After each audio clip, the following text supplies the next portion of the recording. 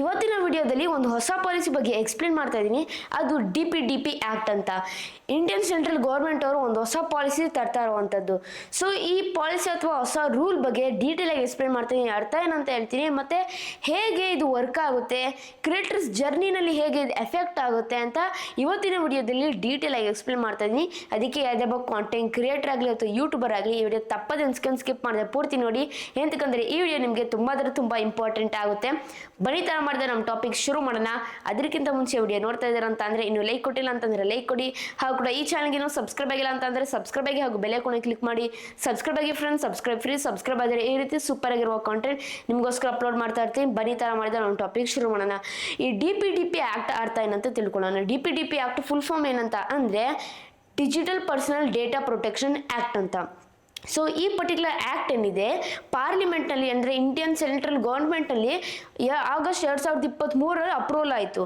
ಆದರೆ ಪಾಲಿಸಿ ಅಥವಾ ಆ್ಯಕ್ಟ್ ಏನಿದೆ ಅದು ಸರಿ ಇಲ್ಲ ಅಂತ ಫ್ಯೂಚರ್ಲಿ ವರ್ಕ್ ಮಾಡೋಕ್ಕಾಗಲಿಲ್ಲ.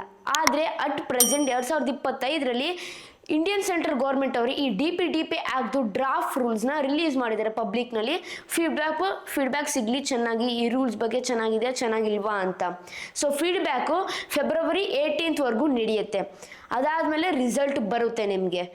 ಇದು ಈ ಪರ್ಟಿಕ್ಯುಲರ್ ಆ್ಯಕ್ಟು ಇಂಪ್ಲಿಮೆಂಟ್ ಆಗುತ್ತಾ ಅಥವಾ ಲಾಂಚ್ ಆಗುತ್ತಾ ಈ ಪರ್ಟಿಕ್ಯುಲರ್ ಆ್ಯಕ್ಟು ಅಂತ ಆವಾಗ ಆ ಪರ್ಟಿಕ್ಯುಲರ್ ಡೇಟ್ಗೆ ನಮಗೆ ಗೊತ್ತಾಗುತ್ತೆ ಈ ಡಿ.ಪಿ. ಆ್ಯಕ್ಟು ಲಾಂಚ್ ಆಗುತ್ತಾ ಅಥವಾ ಇಲ್ವಾ ಅಂತ. ಚೆನ್ನಾಗಿದೆ ಈ ಆ್ಯಕ್ಟ್ ಅಂತಲೇ ಹೇಳ್ಬೋದು.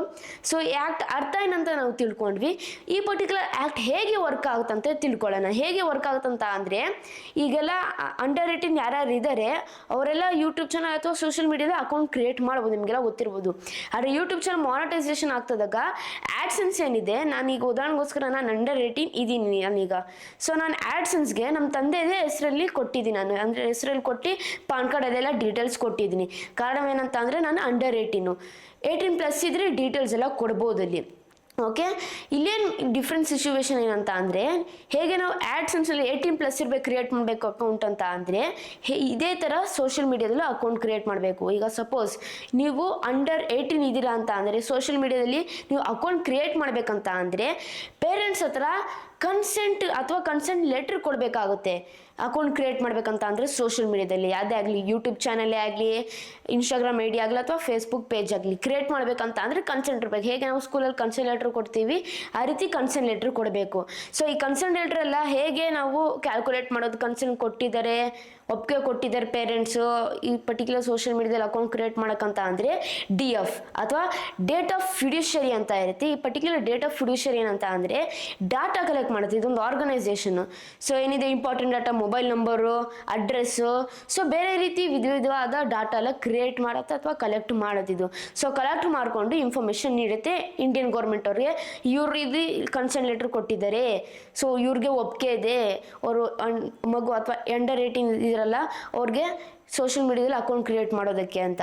ಸೊ ಅಲ್ಲಿ ಅವಾಗ ಅಕ್ಸೆಪ್ಟ್ ಆಗುತ್ತೆ. ಅವಾಗ ಅಂಡರ್ 18 ಯಾರ್ಯಾರು ಇದ್ದಾರೆ ಕನ್ಸೆಂಟ್ ಲೆಟರ್ ಅಪ್ರೂವಲ್ ಆಯ್ತಂತ ಅಂದರೆ ಅವಾಗ ಅವರು ಸೋಷಿಯಲ್ ಮೀಡಿಯಾದಲ್ಲಿ ಅಕೌಂಟ್ನ ಕ್ರಿಯೇಟ್ ಮಾಡ್ಬೋದು. ಸೊ ಈ ರೀತಿ ಒಂದು ರೂಲ್ಸ್ ತರ್ತಿದ್ರು ಅಂತ ಹೇಳ್ಬೋದು. ಅಕಸ್ಮಾತ್ ಏನಾದರೂ ಕನ್ಸೆಂಟ್ ಲೆಟ್ರ್ ಕೊಟ್ಟಿಲ್ಲ ಪೇರೆಂಟ್ಸ್ ಅಂತ ಅಂದರೆ ಆ ಪರ್ಟಿಕ್ಯುಲರ್ ಮಗು ಅಥವಾ ಅಂಡರ್ 18 ಯಾರ್ಯಾರು ಇರ್ತಾರೆ ಅವರು ಅಕೌಂಟ್ ಕ್ರಿಯೇಟ್ ಮಾಡೋಕ್ಕಾಗಲ್ಲ ಸೋಷಿಯಲ್ ಮೀಡಿಯಾದಲ್ಲಿ. ಸೊ ಇದೊಂದು ಒಳ್ಳೆ ರೂಲ್ ಅಂತ ಹೇಳ್ಬೋದು. ಈ ರೂಲ್ ನನಗೆ ತುಂಬ ಇಷ್ಟ ಆಯಿತು. ಸೊ ಈ ರೂಲ್ ಲಾಂಚ್ ಆಗುತ್ತೆ. ಫೀಡ್ಬ್ಯಾಕು ಬರ್ತಾ ಇರುವಂಥದ್ದು ಫೆಬ್ರವರಿ 18 ಆದಮೇಲೆ ನಿಮಗೆ ಬರುತ್ತೆ ಈ ಪರ್ಟಿಕ್ಯುಲರ್ ರಿಸಲ್ಟ್ಸು, ಈ ಪರ್ಟಿಕ್ಯುಲರ್ ಆ್ಯಕ್ಟು ರಿಲೀಸ್ ಆಗುತ್ತಾ ಡಿ.ಪಿ. ಆ್ಯಕ್ಟು ಅಥವಾ ಇಲ್ವಾ ಅಂತ. ಸೊ ಈ ಪರ್ಟಿಕ್ಯುಲರ್ ಆ್ಯಕ್ಟು ಸೂಪರ್ ಆಗಿದೆ ಅಂತ ಹೇಳ್ಬೋದು. ನಿಮಗೆ ಏನು ಅನಿಸುತ್ತೆ ಈ ಪರ್ಟಿಕ್ಯುಲರ್ ಆ್ಯಕ್ಟ್ ಬಗ್ಗೆ? ಚೆನ್ನಾಗಿದೆಯಾ ಚೆನ್ನಾಗಿಲ್ವಾ? ಸೊ ನಿಮ್ಮ ಒಪಿನಿಯನ್ ಏನು ಅಂತ ನೀವು ಕಮೆಂಟ್ ಬಾಕ್ಸ್ ಮೂಲಕ ತಿಳಿಸಿ. ಈ ರೀತಿ ವಿಡಿಯೋಸ್ ಬೇಕಂತ ಅಂದರೆ ದಯವಿಟ್ಟು ನನಗೆ ಪ್ರೋತ್ಸಾಹ ನೀಡಿ. ಹೇಗೆಂದರೆ ಸಿಂಪಲ್, ಜಸ್ಟ್ ನೀವು ಒಂದು ಸಬ್ಸ್ಕ್ರೈಬ್ ಮಾಡಿದ್ರೆ, ಒಂದು ಲೈಕ್ ಮಾಡಿದ್ರೆ, ಒಂದು ಶೇರ್ ಮಾಡಿದ್ರೆ, ಒಂದು ಕಮೆಂಟ್ ಮಾಡಿದ್ರೆ ಇಷ್ಟೇ ಫ್ರೆಂಡ್ಸ್. ಇಷ್ಟು ಮಾಡಿದ್ರೆ ನನಗೆ ದೊಡ್ಡ ಪ್ರೋತ್ಸಾಹ ನೀಡ್ತೀರಾ. ದಯವಿಟ್ಟು ಕನ್ನಡ ಬೆಳೆಸಿ ಮತ್ತು ಕನ್ನಡ ಉಳಿಸಿ. ಇಲ್ಲಿಗೆ ವಿಡಿಯೋ ಮುಗಿಸ್ತಾ ಇದ್ದೀನಿ. ಜೈ ಕರ್ನಾಟಕ, ಒಂದೇ ಮಾತರಂ. ಶುಭ ದಿನ ಫ್ರೆಂಡ್ಸ್. ಮುಂದಿನ ವಿಡಿಯೋದಲ್ಲಿ ಸಿಗೋಣ ಫ್ರೆಂಡ್ಸ್.